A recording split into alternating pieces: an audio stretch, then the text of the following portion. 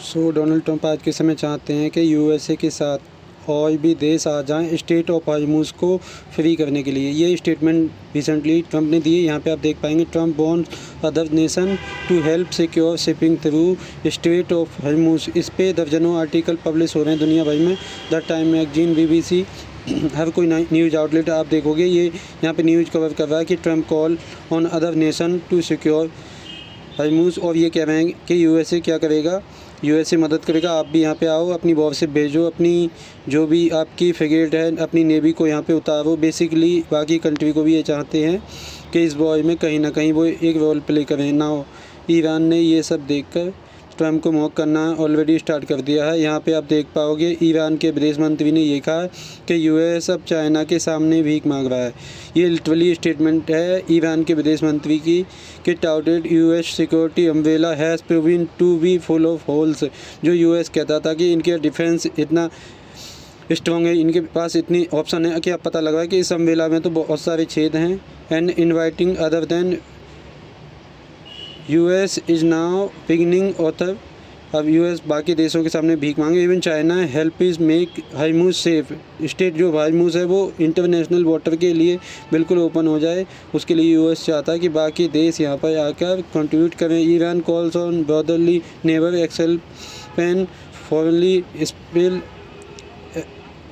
यहाँ पे ये लोग कह रहे हैं कि अगर यूएस कह रहा है कि ये लोग फ्रेंडली कंट्री को चाहते हैं कि स्टेट ऑफ हॉर्मुज़ को, अपनी नेवी को ये डिप्लॉय करें, ईरान एक रिवर्स कार्ड खेल रहा है कि ये लोग कह रहे हैं कि जो इनके ब्रदरली नेबर हैं, चाहे उसमें पाकिस्तान आ जाए, सऊदी अरेबिया आ जाए या फिर कतर, UAE, इन सब को कह रहे हैं कि विदेशी एग्रेशंस को अपनी ज़मीन से बाहर निकाल दो ना। ओबियसली ये होने वाला है नहीं। और ईरान के जो विदेश मंत्री हैं ये भी आज के समय मॉक कर रहे हैं यूएसए को कि यूएस के प्रेसिडेंट को आज के समय ये सब बातें बोलनी पड़ रही हैं। हालांकि ट्रंप ने जिस तरीके से ये बात बोली है ना, उसमें अभी भी उन्होंने यूएस की जो मिलिट्री माइट है उसको कवर करके ये सब बातें कही हैं। उन्होंने कहा कि देखो, वैसे तो यूएस बहुत स्ट्रॉन्ग है, हम सब कुछ झेल लेंगे, बट हाँ स्टेट ऑफ हॉर्मुज़ को बाकी कंट्री की हमें आवश्यकता है। यहाँ पे देख पाओगे आप ट्रंप की ट्वीट है, यूनाइटेड स्टेट ऑफ अमेरिका ने हरा दिया है ईरान को मिलिट्री इकोनॉमी।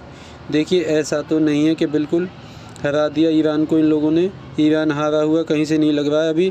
आज ही अगर आप देखो तो इन्होंने डांसिंग मिसाइल लॉन्च किया है for the first time ever. इसकी वीडियो अपने आप में बहुत ज़्यादा इंटीमेटिंग है। जिस तरीके से ईरान 2000 किलोमीटर की मिसाइल लॉन्च कर रहा है, जिसका नाम यहाँ पे देख पाएंगे, ये सेजल 2 है। ये Sejal fuel medium range missile है। इसकी वीडियो भी आई, मैं वो आपको दिखाना चाहता हूँ कि ये कहीं से भी किसी भी हारे हुए देश के दृश्य नहीं है। इधर भी आप देख पाओगे ये ईरान के अब एडवांस मिसाइल हैं जो अब धीरे धीरे ये लॉन्च कर रहे हैं। अब होगा क्या कि ये लोग जो अपने लॉन्च के नंबर हैं कम रखेंगे और अब ज़्यादा एडवांस मिसाइल यूज करेंगे, क्योंकि काफ़ी जगह इन लोगों ने यूएसए के रडार और कई जगह तो बताया जा रहा है कि यूएस के एयर डिफेंस सिस्टम हैं उनको भी कुछ नुकसान पहुंचा है। यूएस अब बहुत ज़्यादा एयर डिफेंस सिस्टम ला रहा है साउथ कोरिया, जापान से। तो अभी ईरान अपना एक्चुअल जो बैलिस्टिक मिसाइल इनके पास अर्सेनल है ये दिखाएगा दुनिया को।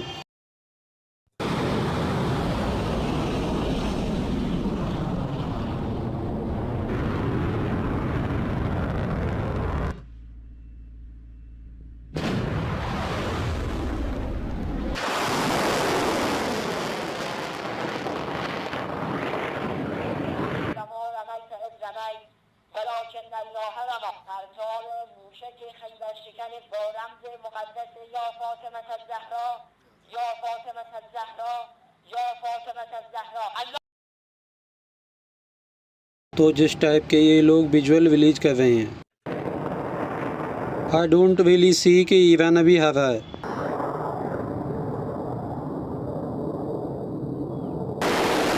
मुझे याद है ट्रंप को रिसेंटली एक इंटरव्यू में ये बोलना पड़ा कि ईरान को हम 1 घंटे में हरा देंगे।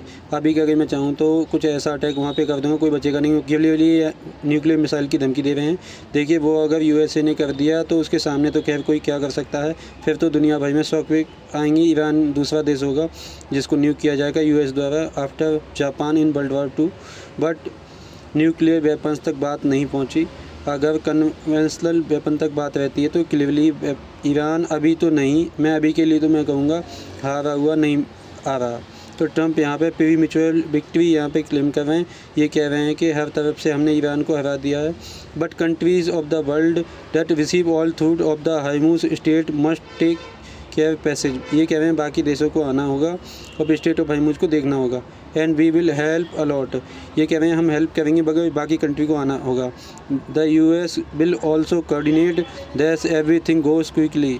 हम बाकी कंट्री के साथ कोऑर्डिनेट करेंगे और इंश्योर करेंगे कि बस state of Hormuz international oil shipment के लिए ओपन हो जाए, क्योंकि डोनाल्ड ट्रंप के लिए बस के सिनेरियो ये होगा कि कच्चे तेल की कीमत सच में ये $200 के आसपास पहुंचा देते हैं। ईरान की मिलिट्री $200 के आसपास पहुंचा दी है। उस केस में बिल्कुल USA में भी आप देखोगे इन्फ्लेशन बहुत ज़्यादा बढ़ जाएगी, इकोनॉमी सिस्टम क्रम्बल कर सकता है, दुनिया के लिए बहुत ज़्यादा ख़राब होगा। It will be bad for the entire world. एक बार को आप कह सकते हैं ट्रंप टेक्निकली सही बात कह रहे हैं कि यहाँ पे आओ स्टेट ऑफ हार्मूज ओपन करते हैं, नहीं तो वर्ल्ड इकोनॉमी को लॉस होगा। बट ये सारी प्रॉब्लम शुरू किसने करी थी? ईरान को अटैक किया किसने था? आज के समय हम ऐसी पोजीशन में क्यों आ रखे हैं कि US की खुद की US ने भी कम पड़ रही है, इनको बाकी कंट्री को कहना पड़ा कि आओ यहाँ पे पार्टिसिपेट करो। कह रहे यहाँ पे आप देख पाओगे ट्रम्प कहते हैं this should help always been A team effort. हमेशा इसको टीम एफर्ट चाहिए था हमें यहाँ पे। अब ईरान की तरफ से टीम आ गई, अब तो क्या करेंगे? अभी तो नॉर्थ कोरिया से सी ऑफ जापान में मिसाइल दाग रहा है। नॉर्थ कोरिया USA को अटैक करना शुरू कर दे, यहाँ पे रसिया आ जाए, यहाँ पे अपनी मिलिट्री लेकर ईरान के डिफेंस में चाइना आ जाए, तब क्या करेंगे? तब तो एक वर्ल्ड वार टाइप का सिनेरियो बन जाएगा। तो ये यहाँ पे कह रहे हैं हमेशा से टीम एफर्ट होना चाहिए। कहाँ ये बस US और इजराइल अकेले लगे हुए हैं? ये तो अनफेयर है ना, और भी कंट्री को आना चाहिए। And now what will be the world together. तो अगेन ये प्राइमरली यूरोपीय पार्टनर जो हैं फ्रांस, UK, जापान को आप कह सकते हैं, इनको नज करें कि आप लोग भी आकर स्टेट ऑफ हार्मूज को पार्टिसिपेट करिए। भारत से भी एक्सेप्ट करेंगे कि बहुत कुछ जो जोग्राफिकली इंडिया काफ़ी करीब है स्टेट ऑफ हार्मूज की। बट हमारे इंटरेस्ट यहाँ पे ये है कि हमारी सिर्फ आराम से आ जाएं। हमें इस वक्त ईरान और US के बीच में जो कॉन्फ्लिक्ट चल रही है उसमें कोई बड़ी पार्टिसिपेशन नहीं करनी। और ट्रम्प की तरफ से ऐसी स्टेटमेंट देख करना, कई मिलिट्री एनालिस्ट हैं ना जो आज के समय कह रहे हैं कि अब US मिलिट्री की जो औरत थी, जो डर था USA का कि अगर US ने देखो वेनेजुएला में मदर को उठा लिया। देखिए वेनेजुएला का केस अलग था, ईरान का केस कम्प्लीटली डिफरेंट है। ईरान ने, मैं कहूँगा, US मिलिट्री की जो औरत थी इसको बहुत चोट पहुँचाया है, इसको बहुत ज़्यादा डैमेज किया। और ईरान वॉर की वजह से आप देखोगे US की मिलिट्री एज काफ़ी लंबे समय तक अंडरमाइंड रहेगी। The effect will last decade. कई दशकों तक USA का जो डर एक टाइम पे हुआ करता था, जब एक टाइम पर USA ने ऑपरेशन डेजर्ट स्टॉर्म लॉन्च किया था, जो वहाँ पे इन्हें सक्सेस मिली थी, अब वैसा US नहीं रहा। एपिक फ्यूरी जो ऑपरेशन है ये इतना ज़्यादा इम्पैक्टफुल नहीं रहा।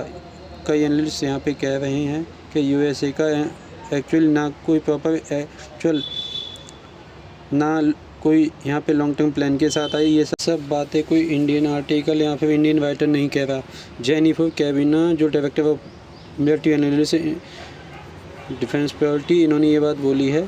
The long term consequences can be significant long term impact इस वॉर इन ऑपरेशन का लंबे समय तक रहा। This kind of sustain conflict, ये इस तरीके से ईरान ने ये वॉर खींच दी कई महीने। देखो मैं कहता हूँ एक बार को 3-4 महीने बाद US बहुत ज़्यादा लड़ झगड़ कर ईरान से कुछ सरेंडर करवा लेता है, कुछ हो जाता है वो, तब भी उसमें US की इमेज को इतना ज़्यादा नुकसान पहुंच चुका होगा कि कल को लोग क्वेश्चन करेंगे। अगर ईरान ने USA को इतना ज़्यादा थका दिया तो कल को चाइना तो USA को आधा बर्बाद कर देगा, क्योंकि China is far more strong well Iran. उनके पास तो मिसाइल भी हैं जो वाशिंगटन तक पहुँच सकते हैं। यहाँ पर आप देख पाओगे माइकल वोबन इस बार साफ साफ हर कोई कह रहा है कि इस ऑपरेशन को स्टार्ट करने से पहले, कॉन्फ्लिक्ट को स्टार्ट करने से पहले ये लोग करना क्या चाह रहे थे दुनिया को समझ नहीं आ रहा कि ऑब्जेक्टिव क्या थे। और अगेन ये तो हम तब की बात कर रहे हैं कि अगर 3-4 महीने बाद कुछ अगर USA को जेन्युइन मिलिट्री विक्ट्री मिलती है ईरान में, अगर ईरान इसी तरीके से डैमेज करता रहा मिडिल ईस्ट को, सऊदी अरेबिया को, इवन पर बाकी कंट्री को भी, और USA को एंड में बोलना पड़ता है कि चलो ठीक है अब बस अभी के अभी सीज फायर करो, दैट विल बी तब इवनली विक्ट्री जो आज के समय हो रहा है ये अनप्रेसिडेंटल है। लेकिन देखना होगा आने वाले एक हफ्ते में क्या होता है। आने वाला एक हफ्ता काफ़ी हद तक क्लियर कर देगा क्या ये कॉन्फ्लिक्ट जल्दी ख़त्म होगी या फिर कई महीने तक ये कॉन्फ्लिक्ट चलेगी। और स्टेट ऑफ हॉर्मुज़ को ओपन करने के लिए यूएस की सहायता करने में कौन कौन से कंट्री रोल प्ले करने वाले हैं। अगर यूरोपीय देश आते हैं यूएसए की सहायता में तो क्या ईरान दुनिया के गार्डन यूरोप पर भी मिसाइल बरसाना स्टार्ट कर देगा या फिर देखना होगा। इसी के साथ ये वीडियो का अंत। Thank for watching. Measure the God watch over you.